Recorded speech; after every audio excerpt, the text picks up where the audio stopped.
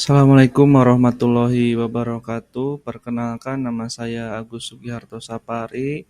Saya adalah peserta dari program Guru Penggerak Angkatan 11 Kota Banjar. Pada kesempatan kali ini saya akan menyampaikan koneksi antar materi dari modul 3.1. Sebelum kepada koneksi antar materi, ada satu atau dua kutipan.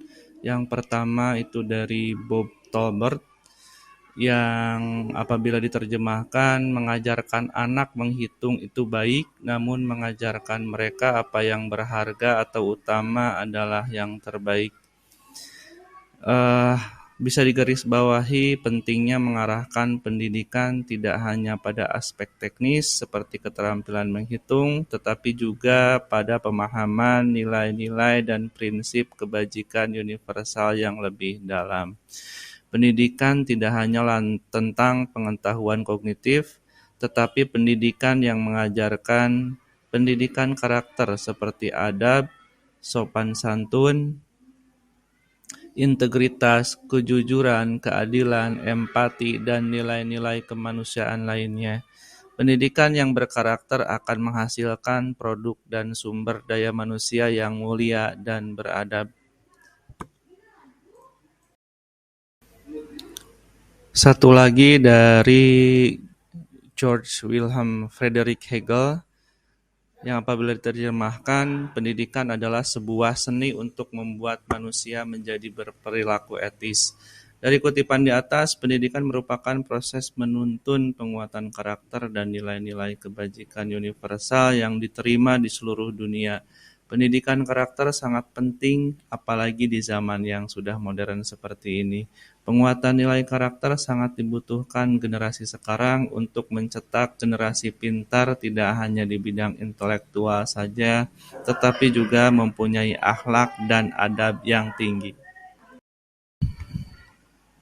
Ya, kita ke bagian pertama, di mana di koneksi antar materi ini juga ada pertanyaan-pertanyaan pemandu. Yang pertama adalah bagaimana filosofi Ki Hajar Dewantara dengan Pratap Triloka memiliki kaitan dengan penerapan pengambilan keputusan sebagai seorang pemimpin. Ya, Ki Hajar Dewantara adalah tokoh pendidikan Indonesia. Filosofinya yang dikenal dengan Ingarso Sungtulodo, Ing Madyo Mangunkarso, Tuturi Handayani menekankan 3 prinsip utama. Yang pertama, Ingarso Sungtulodo, seorang pemimpin harus memberi contoh yang baik. Yang kedua, Ing Madyo Mangunkarso, seorang pemimpin harus bisa memotivasi dan menginspirasi di tengah-tengah kelompoknya. Dan Tuturi Handayani, seorang pemimpin harus memberikan dorongan dan dukungan dari belakang, mendorong dan membiarkan yang dipimpin berkembang secara mandiri. Dalam konteks pengambilan keputusan, filosofi ini mengajarkan bahwa pemimpin harus memimpin dengan memberikan contoh yang baik, mendorong kreativitas dan partisipasi dari bawah, serta memberikan dukungan dan bimbingan yang diperlukan untuk memungkinkan anggota tim berkembang dan mengambil inisiatif sendiri. Sedangkan Pratap Triloka merupakan pemikiran tentang keseimbangan dan harmoni dalam kehidupan. Dalam konteks pengambilan keputusan sebagai seorang pemimpin, filosofi Ki Hajar Dewantara dan Pratap Triloka dapat saling melengkapi.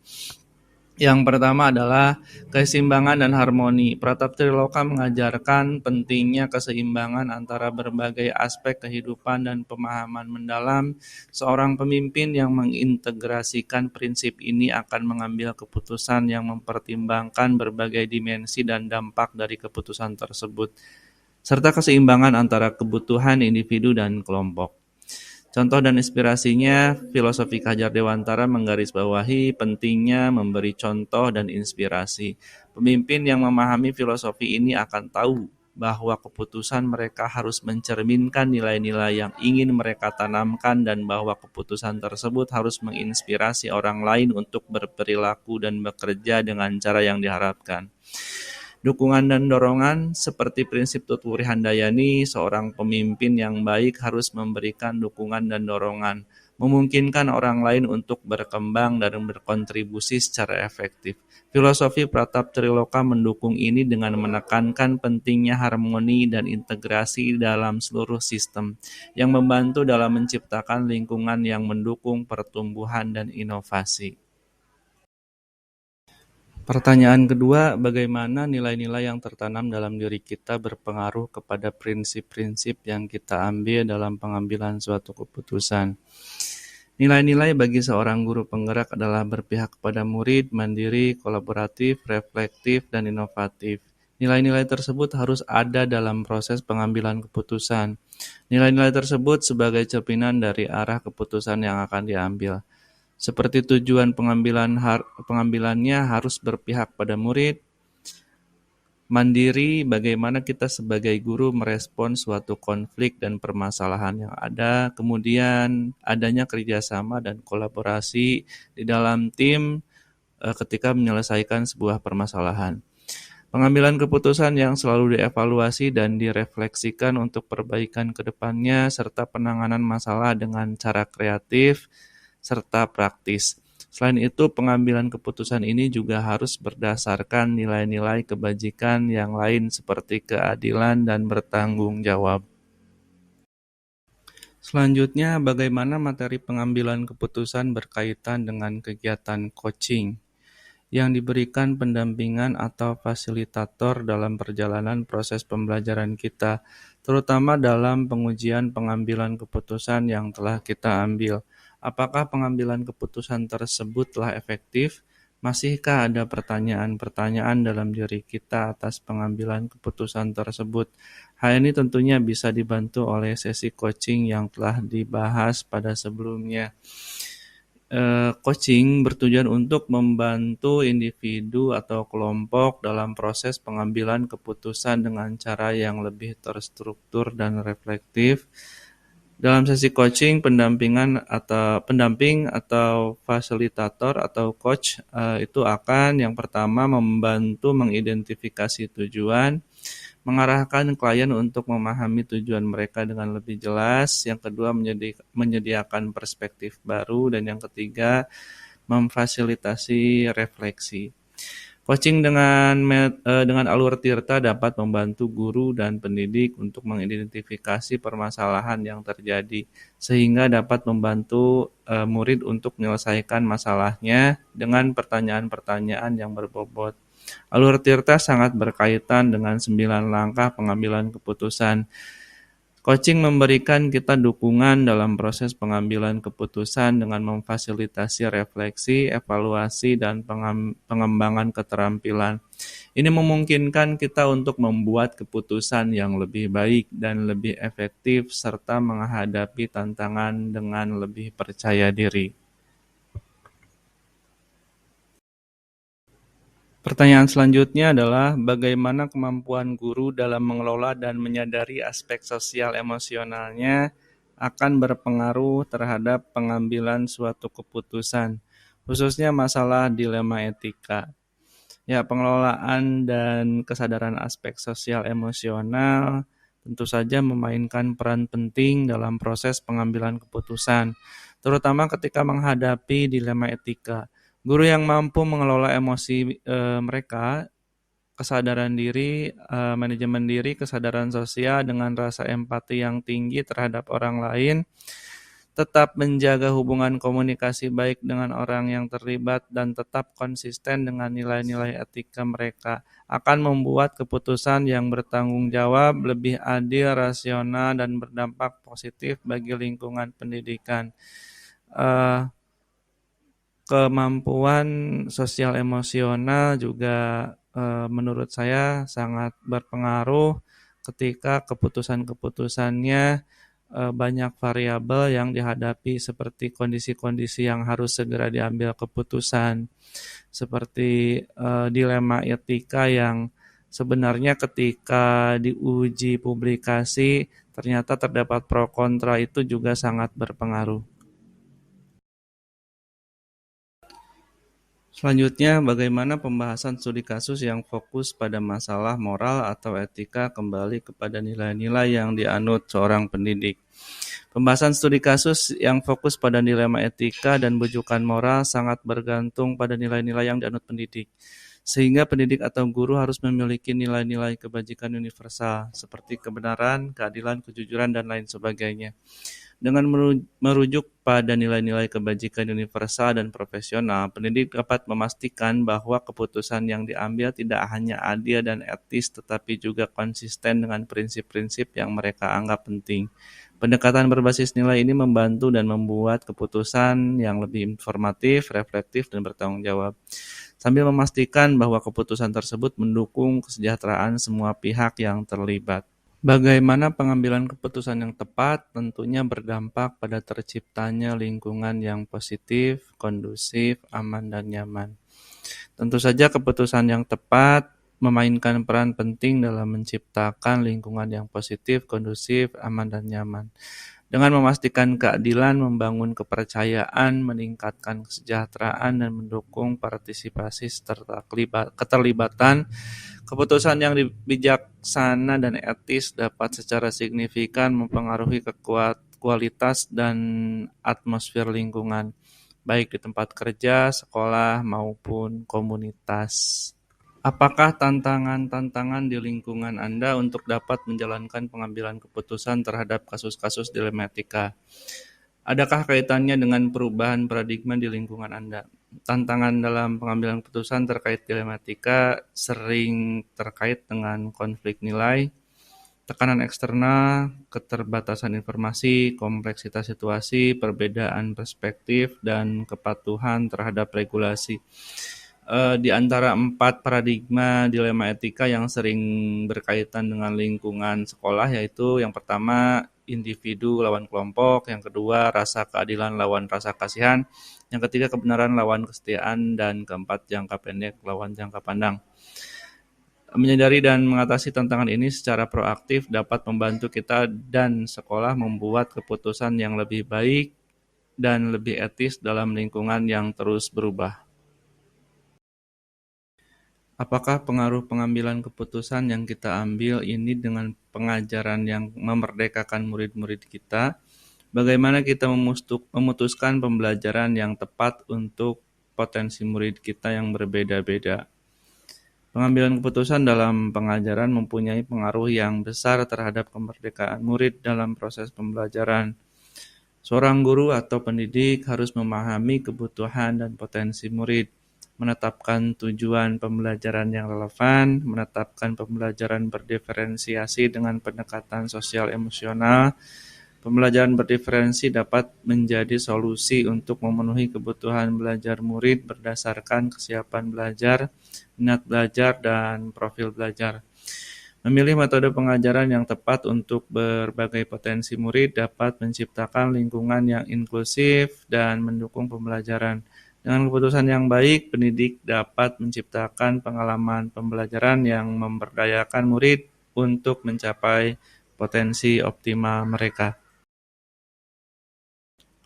Bagaimana seorang pemimpin pembelajaran dalam mengambil keputusan dapat mempengaruhi kehidupan atau masa depan murid?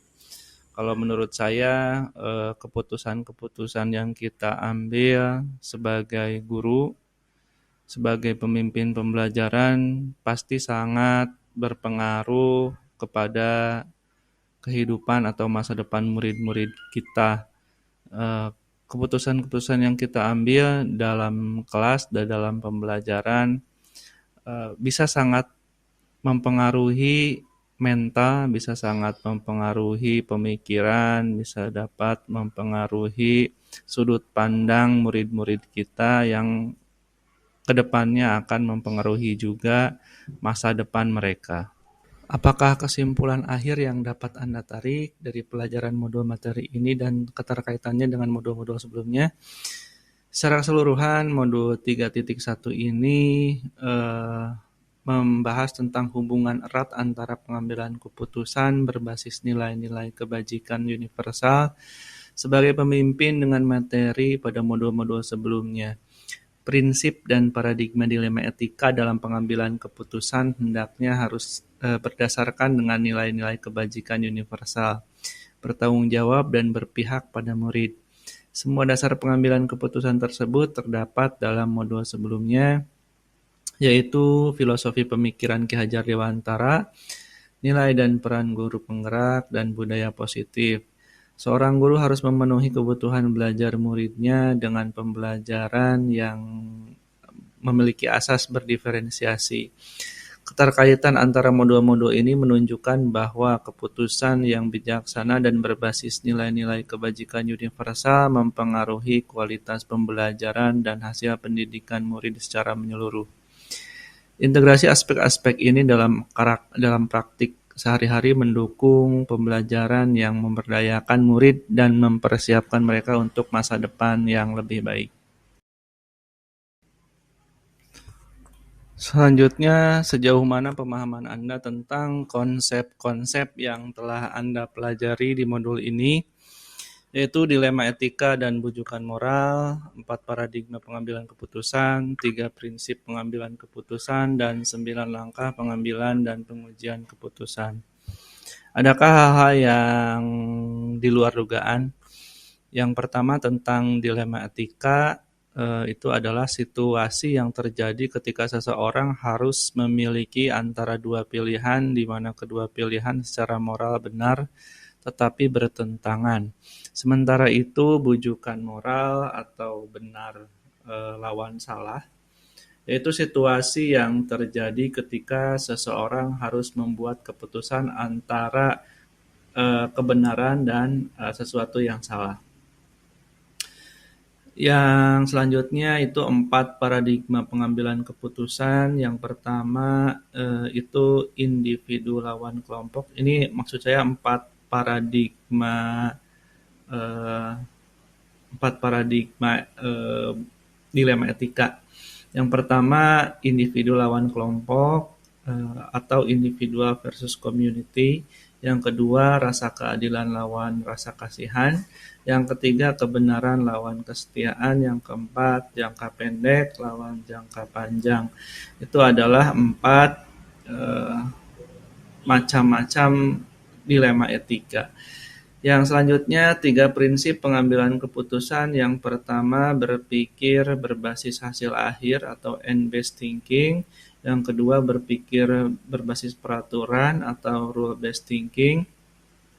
Yang ketiga, berpikir berbasis rasa peduli. Selanjutnya ada 9 langkah pengambilan keputusan. Yang pertama, mengenali nilai-nilai yang bertentangan, menentukan pihak yang terlibat, mengumpulkan fakta-fakta yang relevan dengan situasi, pengujian benar atau salah, pengujian paradigma benar lawan benar, melakukan prinsip resolusi, investigasi opsi trilema, buat keputusan, dan yang terakhir, lihat lagi keputusan dan refleksikan.